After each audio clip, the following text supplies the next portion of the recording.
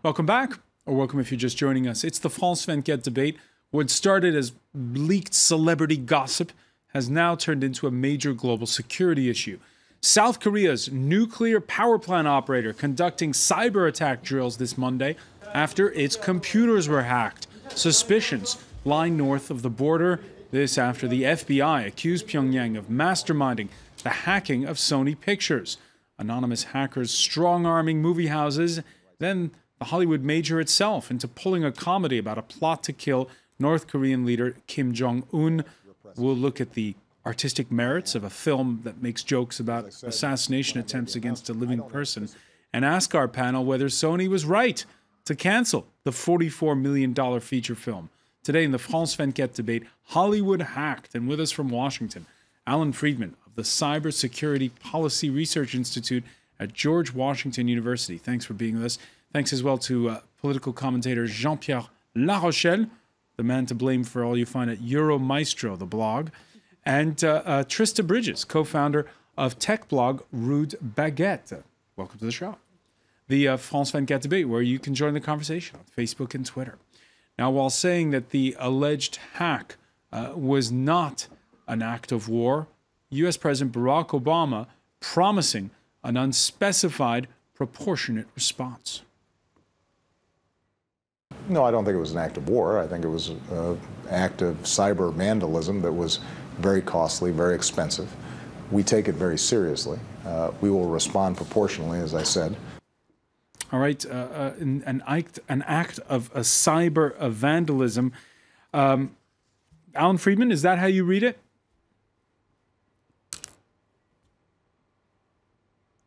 All right, we seem to be having trouble. Terrorism.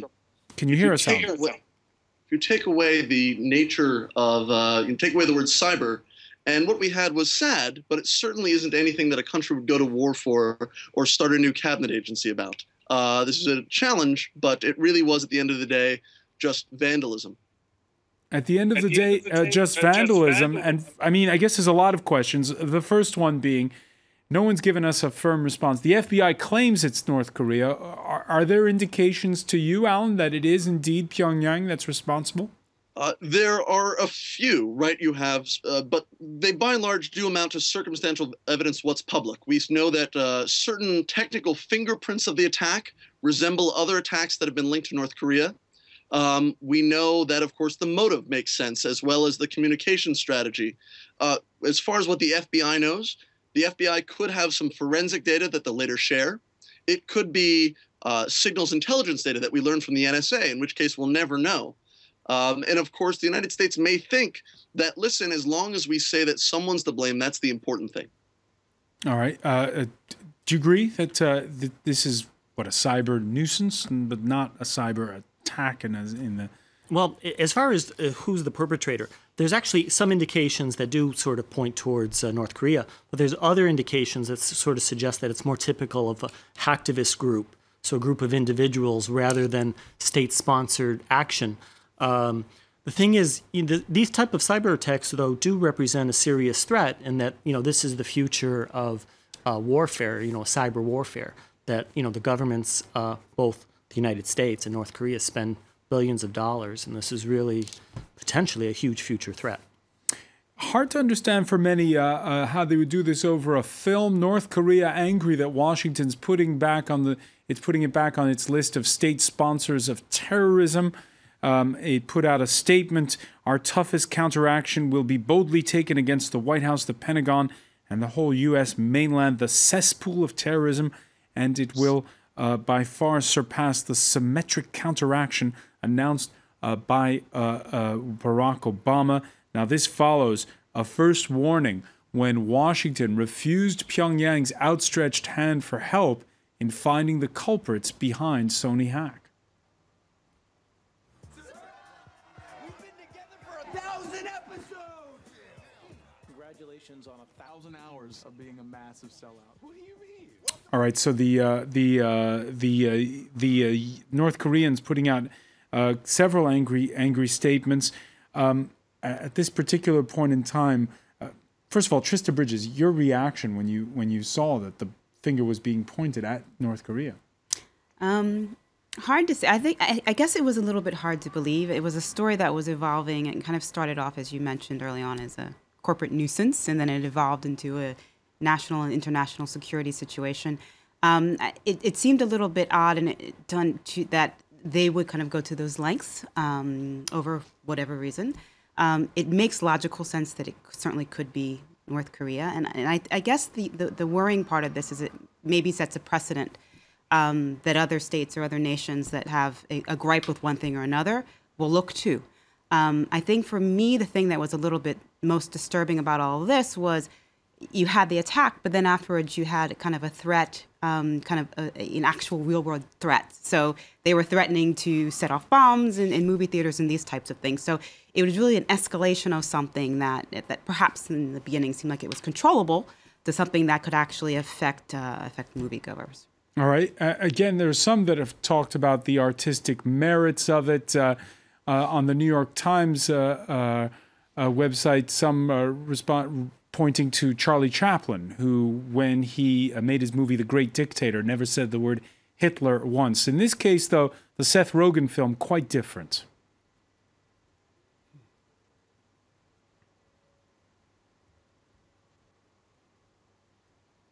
If the US refuses to accept our proposal for a joint investigation and continues to talk about some sort of response that drags us into the case, it must remember there'll be grave consequences. Jean-Pierre, LaRochelle, what do you think of the artistic merits of the film? I mean, I haven't seen it. It's not out in movies. Well, I think that's a really good point because, first of all, one of the things that Obama has criticized Sony for is, and many of the Hollywood industry as well, is this act of cowardice by Sony in acquiescing to their demands. What's interesting is, as you point out, this is artistic content. One of the things that's not talked about much is the fact that Sony actually ran the film by the State Department in the summer prior to this whole scandal taking place, for the purpose of reviewing whether it presented an issue in terms of foreign relations with North Korea. And how do you feel about that, running a movie past the State Department? Well, it's very unusual because Obama had criticized Sony for pulling the film before discussing it with the administration. But as it turns out, the corporation has actually been in talks with the senior officials at the State Department since the summer. And they had Sony had hired Bruce Bennett, who is a defense analyst over at the Rand Corporation, who initially raised these concerns that this might potentially present a problem in terms of foreign relations with North Korea.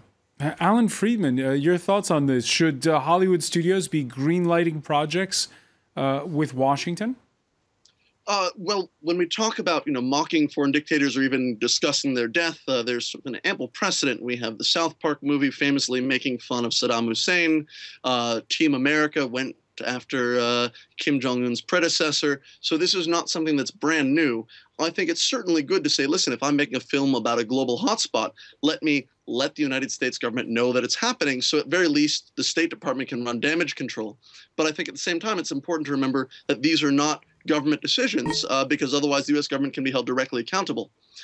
At the same time, Sony, by sort of backing down, has given another government or series of foreign actors the ability to say, well, it's not the government that's greenlighting the film. It's whatever bad guys on the internet that you're afraid of.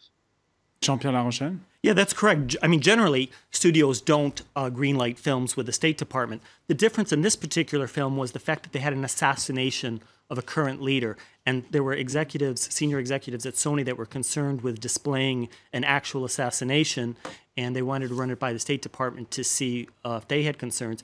And interestingly enough, the State Department felt that there wasn't an issue. So, I would say that I would bet that there's advisors and there's lawyers as well on Sony's side who also encourage them. So it's not a question of advisors, it's more a question of lawyers. Encourage them to do this as well. I think if you're any corporation, you want to make sure that you're covered and that maybe you can kind of cross all your T's and dot all your I's. So I think it makes logical sense that they would have done this. Obviously, if it's a leader, a world leader, we'll call him, who's actually living, it makes sense to kind of do that check, I think. So hopefully it won't set a precedent for all films, and I don't think it will.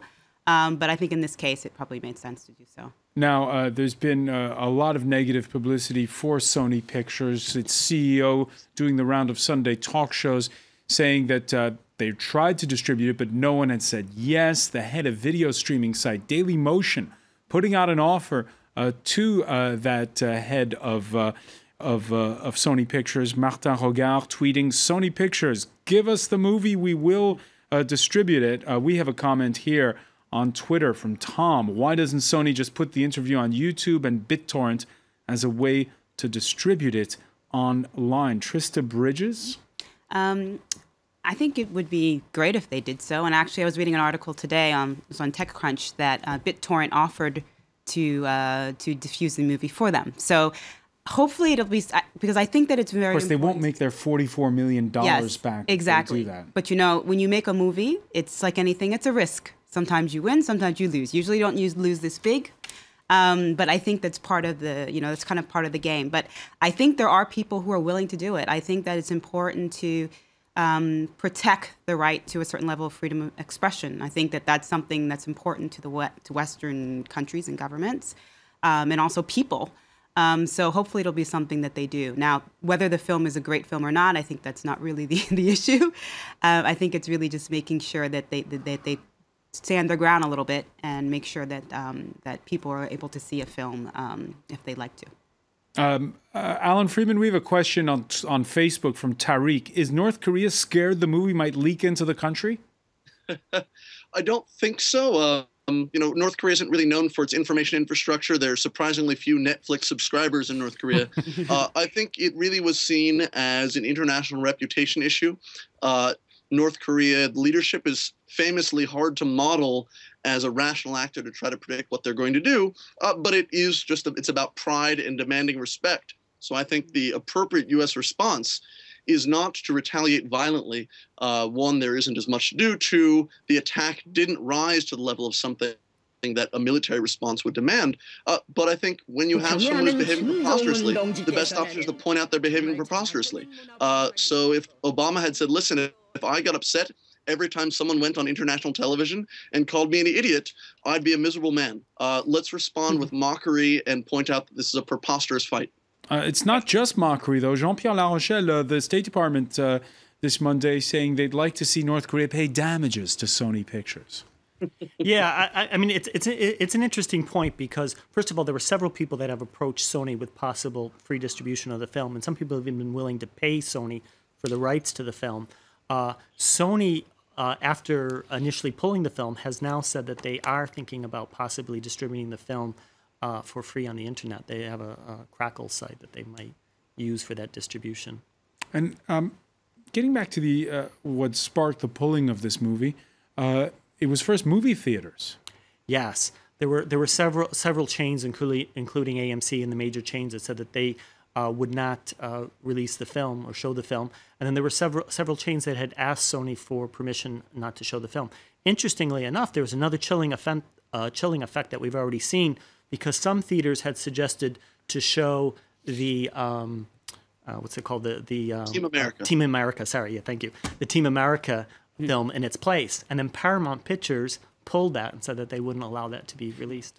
But you remember back in the 1980s, there was The Last Temptation of Christ. It was actively boycotted. Yes. There were even threats against theaters. Yes. The same for a Jean-Luc Godard film that was the art house scene called Hail Mary.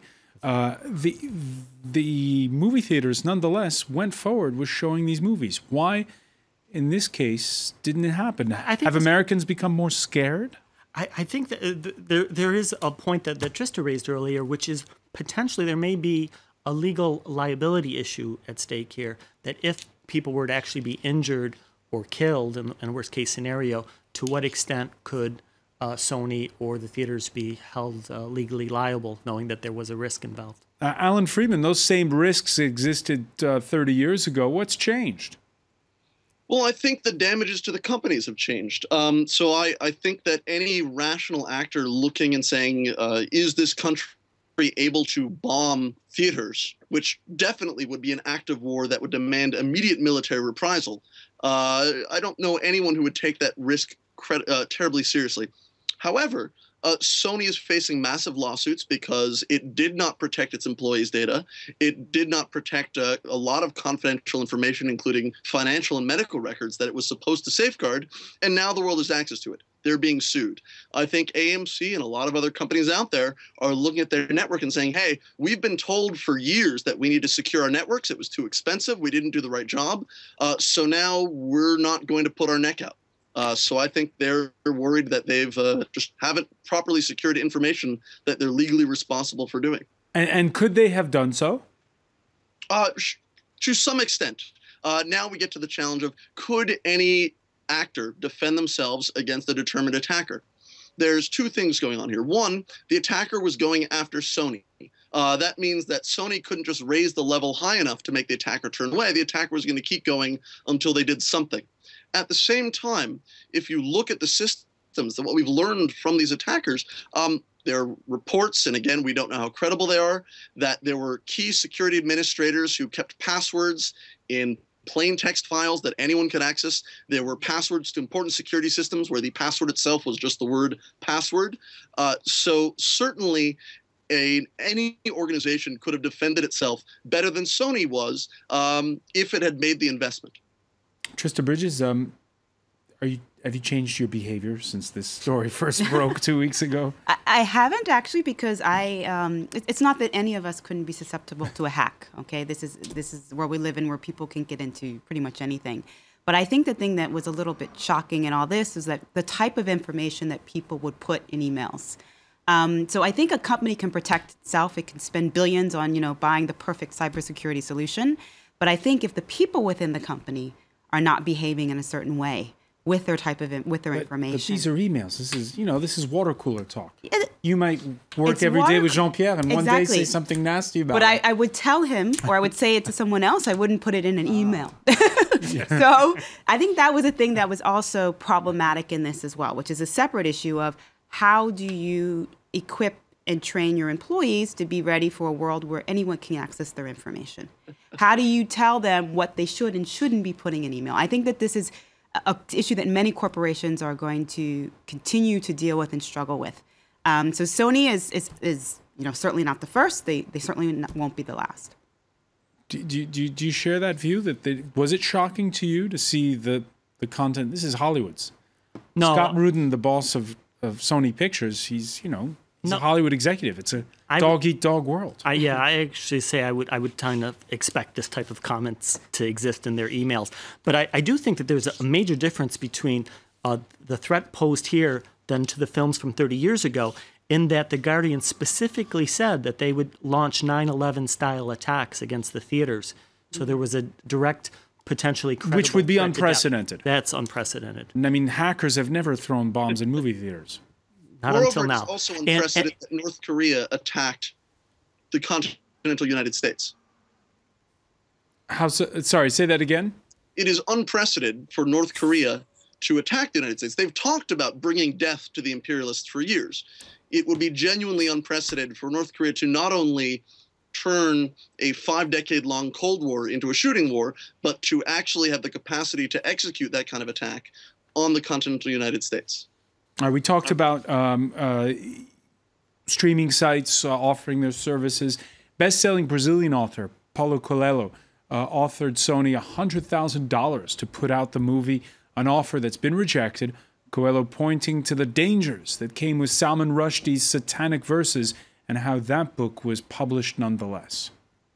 So Salman Rushdie went underground for years, and bookstores were stoned, people died, there were riots, and but at the end of the day, the freedom of expression, the freedom to write what you feel like writing. Trista Bridges, is the upshot of all this going to be sense of humor failure and the stifling of creativity? I don't think so. I mean, I think that this is an incident that will hopefully not repeat itself in the same way. I think people better equip themselves next time. I sure hope not. I think part of what makes our societies interesting is the ability to make jokes and sometimes do off-color and off-handed type things.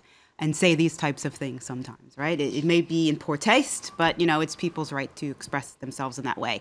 So I think that, I don't think that... And you think that's intact? I think it is. I don't think that all of a sudden Hollywood is going to... People who are funny in Hollywood are going to stop being funny. I think that that's part of what they do, and I think it's quite powerful. So I think we'll live with it, we'll deal with it, we'll adapt, but I think the humor will continue. Allan Friedman?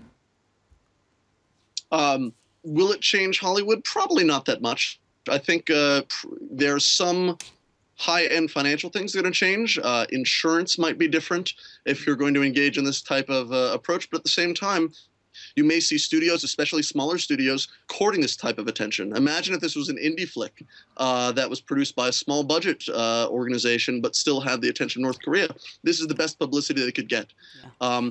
When the interview finally makes it onto broadcast TV or pay-per-view, it's going to bring in an incredible viewership. So in the long run, entertainers are going to seek attention regardless of what type. Jean-Pierre LaRochelle? I think one of the concerns here is that this is going to bring about renewed interest in a couple of congressional acts that have been resisted by the internet community and that potentially pose a threat to freedom of expression. And that's particularly the SOPA and PIPA acts, which are congressional acts to try to combat, to protect cybersecurity and to prevent privacy abuse. And so the Corporate Counsel for Google has written a scathing attack and criticism of the motion picture industry because they said, on the one hand, you know, your organization is supposed to be there to defend freedom of expression and to defend the First Amendment, and here they are. It's the motion picture industry that is pushing this legislation that does have a chilling effect on free speech. And in this case, the chilling effect on free speech, there's a mercantile motive to it. Absolutely, because they want to protect, you know, their financial interests, and by doing so, it does prevent what has been traditionally been allowed for free copyright use. Allan Friedman, is it going to change the way we police the net? There's a broad concern, but I think at the same time, there have been a number of people saying, listen, the cybersecurity space is too insecure. We need to have greater action. I think this is really going to highlight the dangers of going at it alone, of having any one actor saying, no, I need to come and protect things. And it's going to be harder for people to argue against an open internet. It's easier for, you know, in the future, something may be a lot less defensible. You know, an attack on a religion, which may draw similar fire. People who are in favor of an open internet will now be able to point to 2014. Hey, remember the Sony incident? Back then, everyone was talking about the importance of free speech online, even if you didn't like it. So I think this is going to ultimately be a weapon that proponents of an open internet can use, pushing back against whether it's the United States or more dictatorial countries that are trying to control the internet.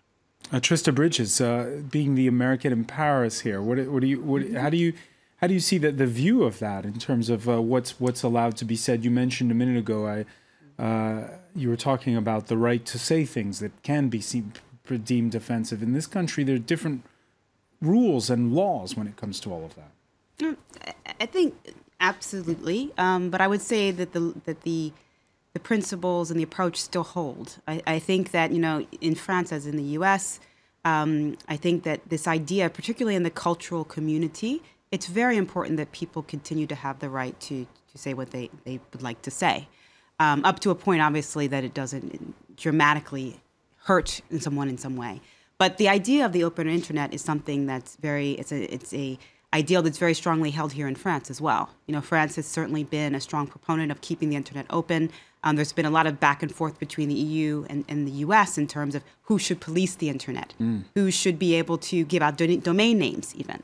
So I think that, you know, in terms of keeping the internet open, certainly in Europe and from France's perspective, that's something that people would advocate here very strongly. So I hope that this doesn't in some way give the government more ammunition to close things down, if you will, because I think that would be probably one of the biggest, I think, tragedies and consequences, certainly, of this situation. It's a story. In any case, we'll continue to monitor. Trista Bridges, I want to thank you. I want to thank Jean-Pierre, LaRochelle, Allan Friedman for joining us from Washington. Thank you for being with us here in this edition of the France 24 debate.